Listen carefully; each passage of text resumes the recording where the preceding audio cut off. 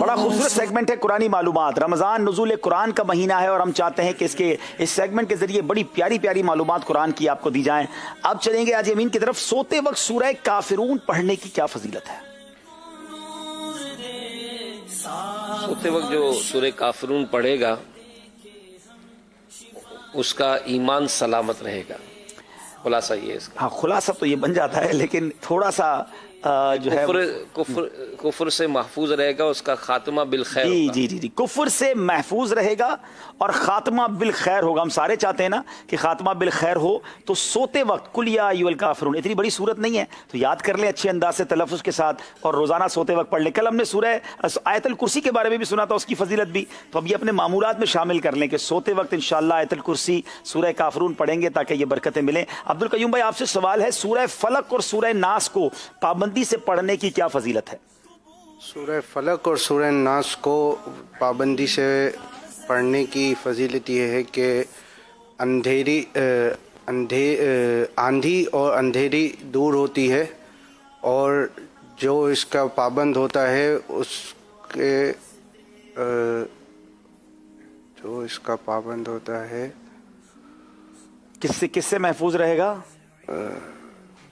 जादू से महफूज जी। सूरह फलक और सूरह नास पढ़ने से आंधी और अंधेरी दूर होती है। कभी बहुत तेज आंधी चल रही हो, अंधेरी आ गई हो, तो ये पढ़ना चाहिए। और पाबंदी से पढ़ने वाला इंशाल्लाह जादू से महफूज रहेगा। एक बहुत बड़ी तादाद है जिसको यही वसवसे आते रहते हैं, लगता है किसी ने जादू करवा दिया है, कोई जिन आ गया है, कोई नजर लग गई है। ठीक है, ये चीजें हो सकती हैं। तो आप जब कुरानी वजीफा मौजूद है, सूरह फलक और सूरह नास अव्वल आखिर दुरूद पाक पढ़ के पढ़ते रहा करें, दम करते रहा करें अपने ऊपर, तो इंशाल्लाह कुछ नहीं होता और पाबंदी से इसको पढ़ते रहें। जनाब, आप चलते हैं हम अली भाई की तरफ। अव्वल दिन में सूरह यासीन पढ़ने की क्या फजीलत है? जो कोई अव्वल दिन में दोपहर से पहले यासीन शरीफ पढ़ने का आदी होगा, उसकी हाजतें पूरी होती हैं। जो शख्स सूरह यासीन अव्वल दिन में दोपहर से पहले पढ़ने का आदी हो, उसकी हाजतें पूरी होती हैं। जवाब दुरुस्त दे दिया है जनाब। माशाअल्लाह माशाअल्लाह। मोहम्मद अली भाई की तैयारी जबरदस्त है। मिलाद रजा भाई, बीमार पर सूरह यासीन पढ़ने की क्या फजीलत है? सूरह यासीन पढ़ने से तमाम गुनाह माफ़ होते हैं और शिफा हासिल होती है, तो लिहाजा तुम इसे बीमार पर पढ़ो। सूरह यासीन पढ़ने से तमाम गुनाह मुआफ होते हैं और मुश्किलें आसान होती हैं, लिहाजा इसको बीमार पर पढ़ो। तफसीर नईमी में ये मौजूद है। तो बीमारों के करीब सूरह यासीन पढ़ना चाहिए, उन्हें दम करना चाहिए, गुनाह भी माफ हो रहे हैं, मुश्किलें भी आसान हो रही है। क्या बात है कुरान पाक की सूरतों की। जवाब दुरुस्त दे दिया जनाब। आज यमीन से सवाल करेंगे, किस जगह पर बनी इसराइल पर मनो सलवा आसमान से नाज़िल हुआ था? हज़रत मूसा अलैहिस्सलाम और उनकी कौम के 6 लाख अफराद जो है वो मैदान तिया में क़याम पजीर हुए थे और वहीं पर इन पर मनो सलवा नाजिल हुआ था। जनाब, हज़रत मूसा अलैहिस्सलाम 6 लाख बनी इसराइल के अफराद के साथ मैदान ती में मुकीम थे, तो अल्लाह ताला ने उन लोगों के खाने के लिए आसमान से मनो सलवा वहां नाजिल किया था। मदनी चैनल का एक सिलसिला है ज़ियारात मकामात मुक़द्दसा, उनमें हमने इस मैदान में भी जाकर एक रिकॉर्डिंग की थी। और ये ऐसा तारीखी वाक़या है कि ये 6 लाख अफराद कई सालों तक इस मैदान में रास्ता ही ढूंढते रहे, मगर अल्लाह तबारक व तआला की मशीयत ना थी, वो उस मैदान से बाहर ही ना निकल सके और फिर ये आसमानी खाने नाजिल हुए थे। जवाब दुरुस्त दे दिया जनाब। बारी है अब्दुल कयूम भाई की। असहाबे कहफ कौन थे? असहाबे कहफ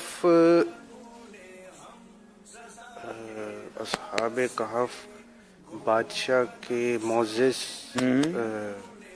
कौन से बादशाह? दरबारी थे। ठीक है, शहर कौन सा था? शहर था, ये बड़ा अजीब सा नाम है वैसे। हाँ, जब आपका जवाब दुरुस्त नहीं होता तो आपको क्या होता है? सुभान अल्लाह। खुशी होती है या अफसोस? हाँ, अफसोस। हाँ, शहर।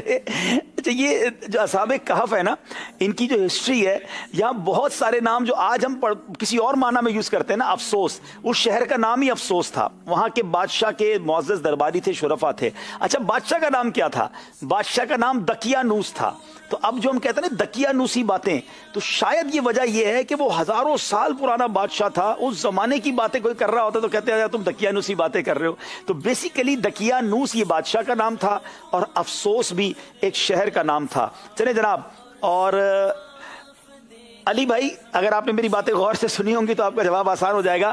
بتائیے اصحاب کہف کس بادشاہ کے ظلم و جبر سے پریشان ہو کر غار میں پناہ گزین ہوئے تھے؟ اصحاب کہف دقیانوس بادشاہ کے ظلم و جبر سے پریشان ہو کر غار میں پناہ لی تھی. جناب بالکل صحیح ہے اور جواب آپ کا درست ہو گیا ہے.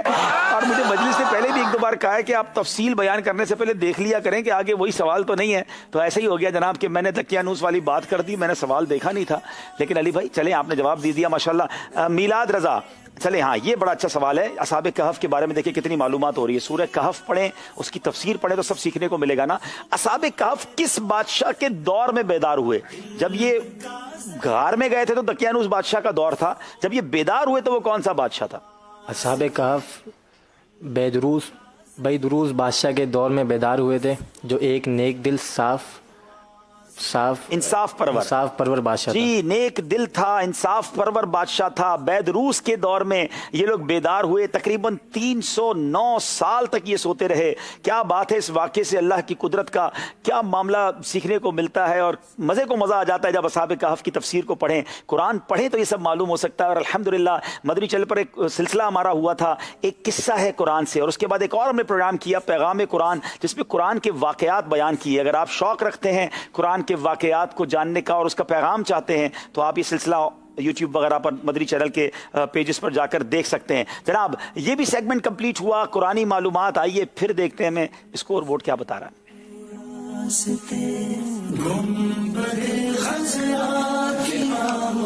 جناب 14 نمبر ہیں حاجی امین کے, عبد القیوم بھائی ہیں 10 نمبر پر, محمد علی اور میلاد رضا بھی 14 نمبر ایچ پر ہیں. مقابلہ بڑا دلچسپ مرحلے میں داخل ہو گیا ہے.